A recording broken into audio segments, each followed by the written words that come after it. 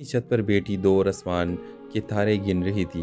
तारे वही थे मगर ज़िंदगी बदल गई थी, क्योंकि आज इसे 1 साल हो गया था फराज के खोए हुए।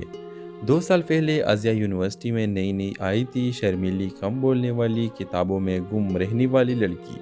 वह इसकी दूसरी हुई फराज से, जो क्लास का सबसे हंसमुख, दलेर और सबका महबूब था। फराज उसे हर बात पर चेड़ता था, तुम हंसती क्यों नहीं, दुनिया इतनी बुरी भी नहीं। और अज़िया मुस्कुरा कर कहती, तुम्हें ये देखकर कभी कभी अच्छा लगता है। आहिस्ता आहिस्ता दोनों के बीच खामोश सा इश्क परवान चढ़ने लगा। फराज ने कभी इजहार नहीं किया और अज़िया ने कभी ज़ुबान नहीं खोली, मगर दिल दोनों के एक दूसरे से जुड़े थे।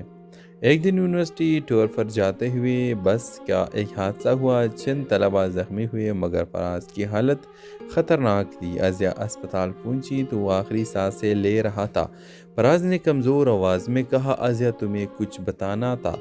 इसने जेब से एक पर्ची निकाली, पुरानी मुड़ी हुई।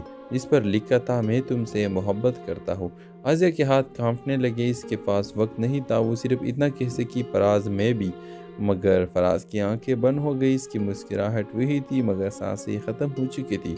1 साल गुजर गया। अज़िया ने किसी से बात करना छोड़ दिया था, मगर रोज़ाना रात को वो इसी छत पर आती थी जहाँ फराज उसे ताज़ा टूटने का इंतज़ार कराया करता था। एक रात उसने आसमान की तरफ देखकर कहा, फराज मैंने तुमसे बाद में कहा, मगर दिल ने पहले ही कह दिया था। इसी लम्हे आसमान पर एक टूटता हुआ तारा चमका। अज़िया ने आंसू पोंछे और मुस्कुरा दी। कुछ महीने बाद अज़िया ने फराज के नाम पर एक स्कॉलरशिप शुरू कर दी, फराज अहमद मेमोरियल स्कॉलरशिप। वो हर साल एक ऐसे तालिब इल्म को मदद देती जो ख्वाब तो रखता मगर वसाइल ना हो, बिल्कुल फराज की तरह।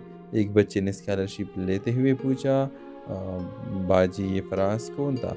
अज़िया ने आसमान की तरफ देखते हुए कहा, वो जो भी था मेरे दिल में ज़िंदा है, लेकिन दुनिया में नहीं। मगर दुनिया उसे 1 साल पहले खो बैठी थी।